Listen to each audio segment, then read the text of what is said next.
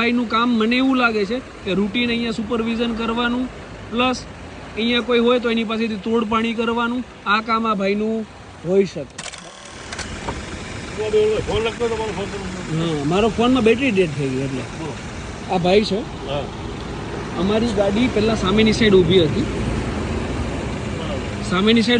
આ ભાઈ આ ગાડી લઈને આવ્યા 4 વાર એઝ એન કેમ પોલીસ સુપરવિઝનમાં નીકળે એ રીતે આ ભાઈ ગાડી સામે 4 વાર આમ જોઈને કે ભાઈ ગાડીમાં શું ચાલે છે આ ભાઈએ, રાઈટ.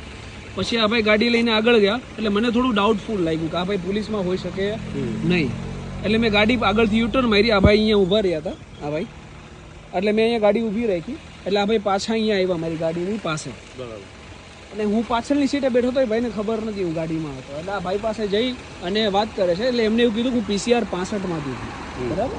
આપણી પાસે રેકોર્ડિંગ છે, બરાબર. તો PCR 65માંથી આ ભાઈ છે નહીં.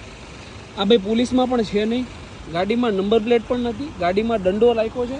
આખા લુક મેન્ટેન રાખે છે પોલીસ જેવો, બરાબર. અને જ્યારે ઇન્ક્વાયરી કરી એટલે એણે મને એવું કીધું કે હું ગૌરક્ષકમાંથી કોઈ પ્રમુખ છું અને મારું કામ છે અહીંયા દેખરેખ રાખવાની. મેં તો તમને એવું કોઈ પરવાની આપ્યું હોય કોઈએ તો અમને જણાવો. એવી કોઈ પણ વસ્તુ છે નહીં. એટલે આ ભાઈનું કામ મને એવું લાગે છે કે રૂટીન અહીંયા સુપરવિઝન કરવાનું પ્લસ અહીંયા કોઈ હોય તો એની પાસેથી તોડ પાણી કરવાનું આ કામ આ ભાઈનું હોઈ શકે, બરાબર. એટલે આમણે જે ખોટી પોલીસની ઓળખાણ આપી, જે ગાડીમાં દંડો રાખ્યો છે, ગાડીમાં નંબર પ્લેટ નથી, એ અંતર્ગત આ ભાઈ ઉપર તમામ કાર્યવાહી થવી જોઈએ. આપણી એવી વિનંતી છે, બરાબર.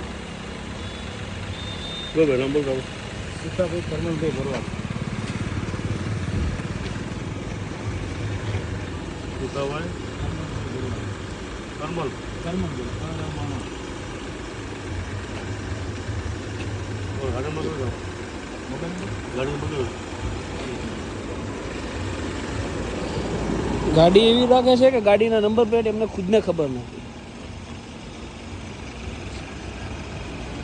ગાડીની નંબર પ્લેટ સાચી છે કે ખોટી એ પણ તપાસ કરાવો.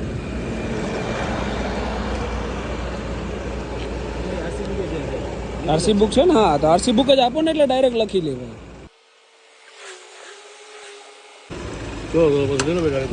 આમની ગાડી લઈ લેજો. પેલા તો આમનું છે ને હેલ્મેટ, આ નંબર પ્લેટ નથી એના પેલું ચલાણ બનાવજો. હા, બસ બસ. અને બાકી બધું હું આવું, બરાબર. ચલો લઈ લો.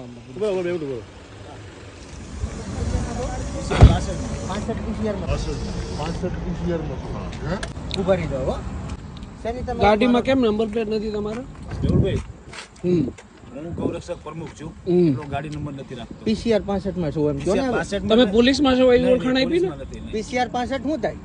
એટલે PCR 65 નો મારો મિત્ર છે. હા હા, મિત્ર. એક મિનિટ હવે મારું સાચું ઓલું મેં ન કીધું તમને. તમે પોલીસની ઓળખાણ કેમ આપો છો? એટલે સાહેબ ડાયરેક્ટ પૂછ્યું એના હિસાબથી મેં કીધું તમને. ઓકે, તમારી ગાડીમાં નંબર પ્લેટ કેમ નથી? નંબર પ્લેટ સાહેબ હું ગૌરક્ષક પ્રમુખ છું એટલે નંબર પ્લેટ નથી રાખતો. એટલે તમે ગૌરક્ષક પ્રમુખ એટલે તમને લાયસન્સ મળે, નંબર પ્લેટ નહીં રાખવાનું? ના ના, એવું નથી. મારે જોખમનું કામ હોય ને સાહેબ, એના હિસાબથી. એટલે નંબર પ્લેટ નહીં રાખવાનું? એટલે જોખમનું કામ હોય એના હિસાબથી નથી રાખતો. તમે વોચ શું રાખો અહીંયા? તમારું કામ શું છે? મારું સાહેબ બાતમી મળે ને એટલે ગાડી ગાયોને હાથે ગાડી નીકળતી હોય એટલે તમારે ગાડીઓમાં જોવાનું કામ છે તમારું? હા, ગાડીઓ ગાયો ભરીને. આ કામ તમને કોણ આપે? સોપે કોણ આ કામ? હું બજરંગ સેનામાં ગૌરક્ષક પ્રમુખ. હા, બજરંગ સેના. સ્પોર્ટ શૂઝ પહેરીને તમે કામ શું કરો? પોલીસનું કામ કરો? ના ના ના સાહેબ, હું ગૌરક્ષક પ્રમુખ છું ને. બરાબર. પોલીસમાં ઓળખાણ કેવી તમારી? હા, પોલીસમાં ઓળખાણ છે? પોલીસમાં બધાને ઓળખું છે. બધાને ઓળખો ને? પાછળ નંબર પ્લેટ છે? હા, પાછળ છે. કે બી એસએસઆર પણ નથી, એમએસ ની છે ને? હા, એમ. દંડો કેમ રાખ્યો ગાડીમાં? સાહેબ ગૌરક્ષક પ્રમુખ છો, દંડો રાખવો પડે મારે. દંડો રાખવો પડે. આ દંડાની પરવાનગી લીધી તમે? હા, મતલબ સાહેબ હોય જ નહીં ને અમારા દંડા. જીપી એક 135 મુજબ તમારે પરવાનગી લેવી પડે. હા, આ દંડો તમે ના રાખી શકો. આ કાયદો સમજાવું તમને. હા, 100 નંબર ડાયલ કરો.